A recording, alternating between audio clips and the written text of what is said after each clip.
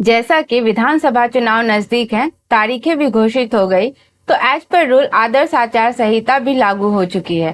तो चलिए जानते हैं क्या है ये आदर्श आचार संहिता।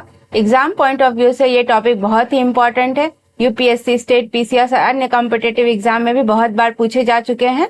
तो नमस्कार साथियों, मैं तारा। वीडियो को अंत तक देखें, लाइक करें और चैनल पर नए हैं तो सब्सक्राइब करें।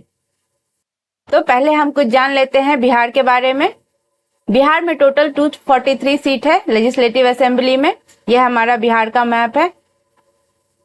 यहाँ पे करेंटली 38 डिस्ट्रिक्ट हैं, 101 सब डिविजन है, अनुमंडल एंड 535 ब्लॉक हैं। अभी 128 सीट पे एनडीए की सरकार वहां पे बनी हुई है। तो अभी नेक्स्ट चुनाव के दिन घोषित हो चुके हैं। यहाँ पे आप देखिए 6 नवंबर को पहली वोटिंग है और 11 नवंबर को दूसरी वोटिंग है और रिजल्ट 14 नवंबर को होने वाला है।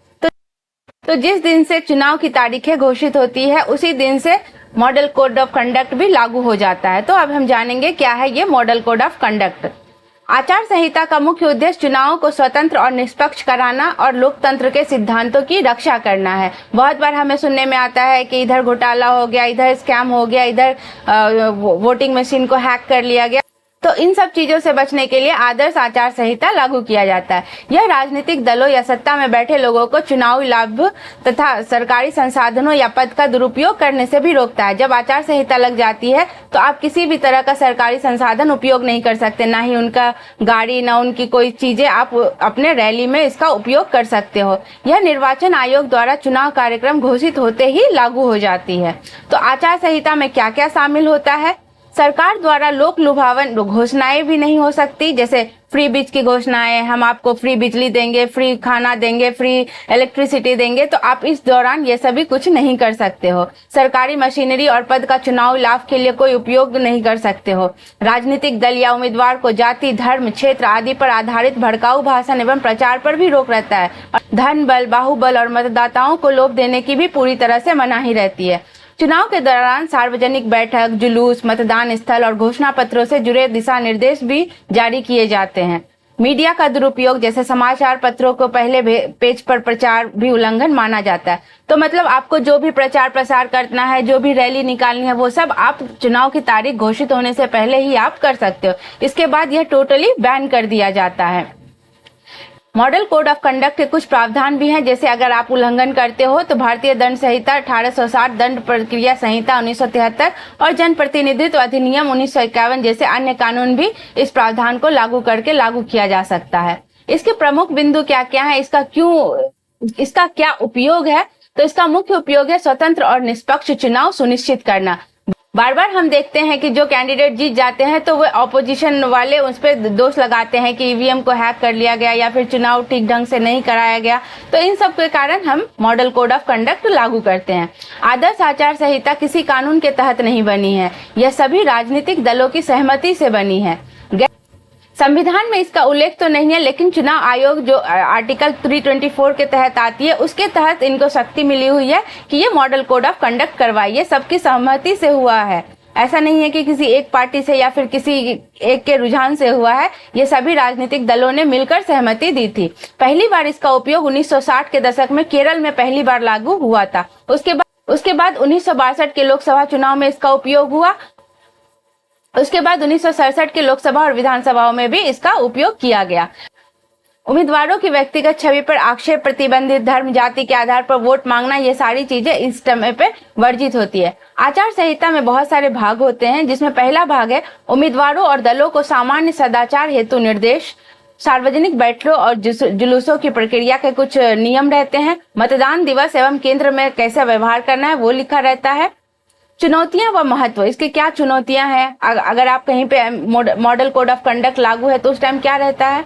सत्तारूढ़ दलों द्वारा उल्लंघन की आशंका, बहुत सारे लोग इसका उल्लंघन भी करते हैं। ऐसा बोला जाता है नियम बनते ही हैं तोड़ने के लिए, तो यही है, सत्तारूढ़ दलों द्वारा इसका उल्लंघन करने की आशंका रहती है। राजनीतिक दबाव के चलते प्रवर्तन में कठिनाई आती है। चुनावी अखंडता और निष्पक्षता कायम रखने में महत्वपूर्ण भूमिका है इसका।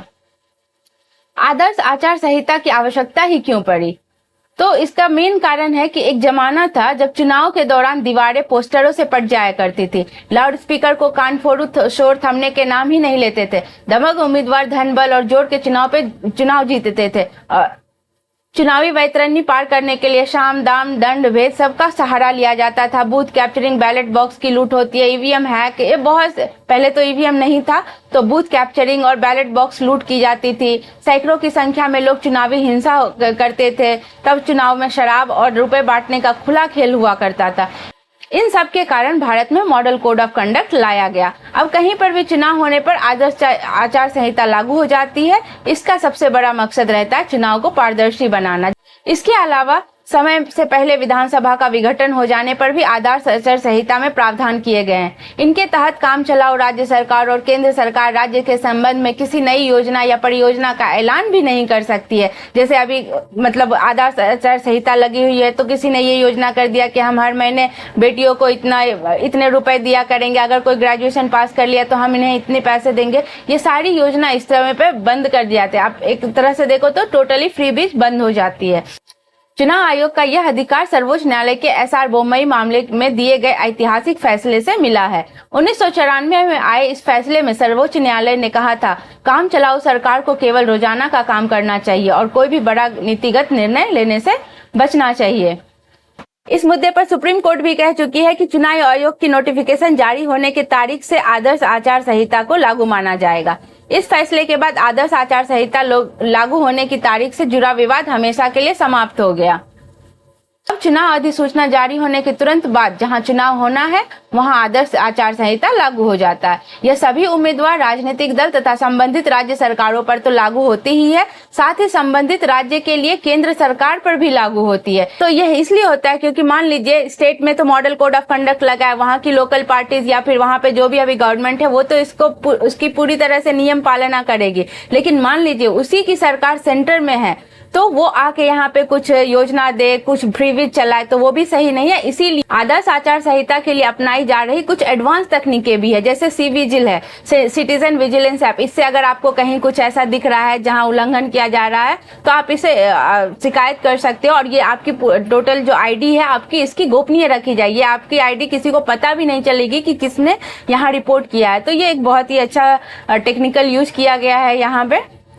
तो आगे इस पे और क्या हम लोग काम कर सकते हैं, तो वैसे तो देखा जाए तो आदर्श आचार संहिता में सब कुछ ठीक ठाक दिखाई पड़ता है, लेकिन इससे क्या होता है कि 1.5-2 महीने तक सरकारी कामकाज ठप पड़ जाते हैं। बहुत सारी चीजें प्रभावित होती है। बार बार होने वाले चुनाव से भी इसमें बहुत पैसा बर्बाद होता है। हमारे देश में कहीं ना कहीं हमेशा चुनाव होते रहते हैं। इसीलिए 1999 में क्या हुआ कि देश में एक देश एक चुनाव का बिल भी लाया गया। अभी कुछ समय पहले ये आयोग देश भर में एक साथ चुनाव कराए जाने के लिए लेकर ड्राफ्ट भी पेश कर चुका है। इसके अलावा भारत के उपराष्ट्रपति भी कह चुके हैं कि सभी राजनीतिक दल आपस में सहमति करें और एक आदर्श संहिता तैयार करें, जिससे कि एक ही बार में लोकसभा और विधानसभा दोनों के चुनाव हो जाया करे। लेकिन यह भी सच है कि चुनाव के दौरान लागू होने वाली ये मॉडल कोड ऑफ कंडक्ट का उल्लंघन करने की कोशिश सरकार किसी न किसी तरीके से भी जरूर करती है। तो इसके लिए हमें कड़ी निगरानी रखनी पड़ती है। ऐसे में मॉडल कोड ऑफ कंडक्ट का उल्लंघन होने पर चुनाव आयोग के पास कार्रवाई करने के अधिकार भी होते हैं। इसीलिए आप एफआईआर दर्ज कर सकते हैं या उम्मीदवारों पर रोक लगा सकते हैं। दरअसल आदर्श आचार संहिता चुनाव सुधारों में एक जुड़ा बहुत अहम मुद्दा है, जिससे बहुत से चुनाव सुधारों का रास्ता खुल सकता है। देखा जाए तो हर चुनाव के साथ हमारी डेमोक्रेसी में और निखार आता है। जैसे हर साल, जैसे मतलब अभी पिछले साल लोकसभा का चुनाव था, अभी बिहार में विधानसभा चुनाव है, तो आगे साल तमिलनाडु में विधानसभा चुनाव होंगे। तो हर बार कहीं ना कहीं तो चुनाव होते रहते हैं और इससे और भी डेवलपमेंट होता रहता है। इलेक्शन कमीशन हमेशा कुछ न कुछ नई चीजें लाती है। जैसे अभी कुछ दिन पहले ही बिहार में लाया गया कि बैलेट पेपर पे अब रंगीन फोटो रहेगी, इनका साइज भी बड़ा रहेगा। तो इससे और क्या होता है कि डेवलप होता है, बहुत सारी चीजें में उनकी और इनोवेशन करते हैं कि और कैसे इसको अच्छा बनाया जाए। लेकिन लोकतंत्र के इस उत्सव को सफल बनाने में चुनाव आयोग की कोशिशों के साथ देश के नागरिकों की भी जवाबदेही है और आप ही इसे सफल बना सकते हैं। आप वीडियो को लाइक एंड चैनल को सब्सक्राइब करना ना भूलें। धन्यवाद, अपना ख्याल रखें।